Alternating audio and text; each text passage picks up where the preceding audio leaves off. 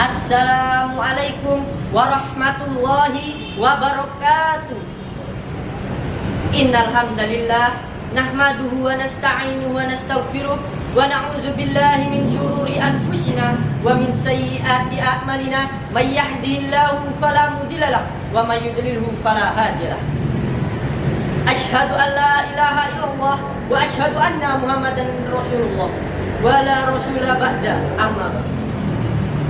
Pertama-tama, marilah kita panjatkan puja dan puji syukur kehadirat Allah Subhanahu wa taala karena hidayah dan rahmatnya saya bisa menyampaikan kultum dalam keadaan sehat walafiat. Alhamdulillah.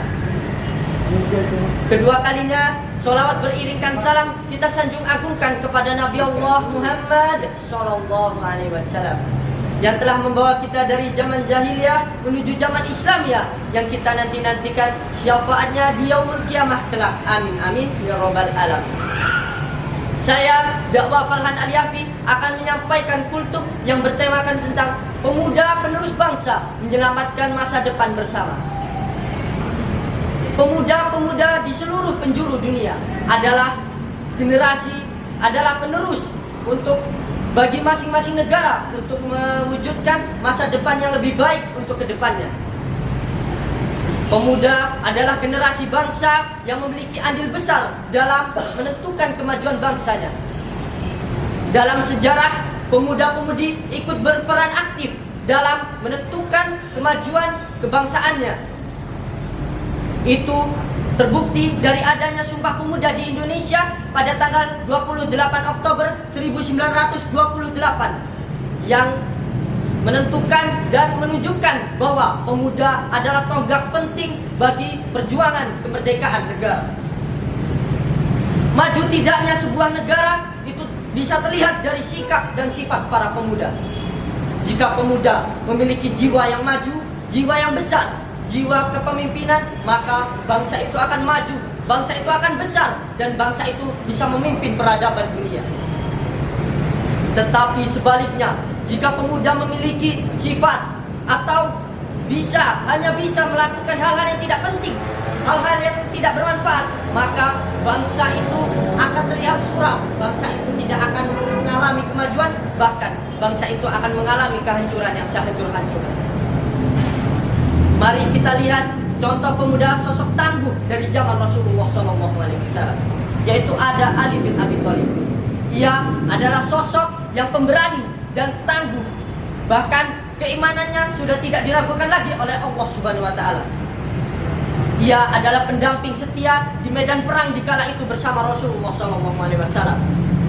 Di perang Uhud, ia adalah pendamping setia. Dia bisa menemani Rasulullah sampai akhir perang di zaman Rasulullah SAW.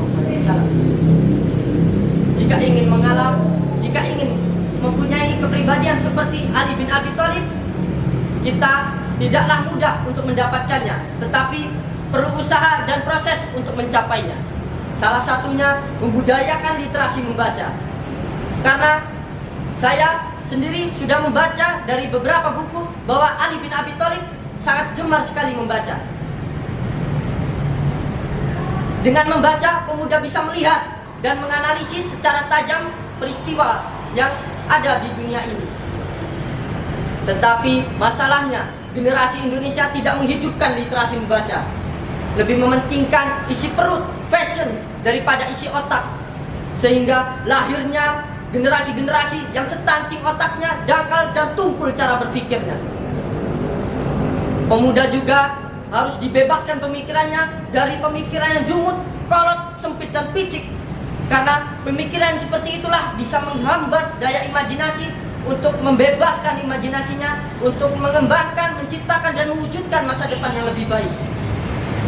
Kita lihat Allah sudah menerangkan dari Quran surat Al-Kahfi ayat 13, yaitu A'udzu billahi minasyaitonir rajim. Bismillahirrahmanirrahim. Nahnu naqussu 'alaika naba'ahum bil haqq. Innahum fityatun amanu bi rabbihim wajidnahum huda. Yang artinya mereka adalah pemuda beriman kepada Tuhan mereka. Dan kami tambahkan pula petunjuk bagi mereka. Quran surat Al-Kahfi ayat 13. Di situ Allah menjelaskan bahwa pemuda yang bisa membangun negeri adalah pemuda yang memiliki integritas iman yang tinggi, seperti Ali bin Abi Thalib yang keimanannya sudah tidak mungkin diragukan lagi oleh Allah Subhanahu wa taala. Dari kisah tersebut kita tahu bahwa pemuda zaman dahulu lebih akurat daripada pemuda zaman sekarang, zaman milenial.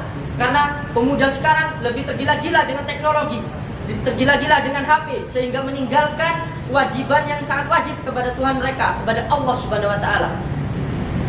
Mungkin sekian yang bisa saya sampaikan. Terima kasih sudah mendengarkan. Saya Dakwah Falhan Aliafi. Jika kalah saya mencoba lagi, jika menang itu tidak mungkin, tidak itu dari Allah seluruhnya. Wassalamualaikum warahmatullahi wabarakatuh. Waalaikumsalam. Ya Allah, tinggal sini.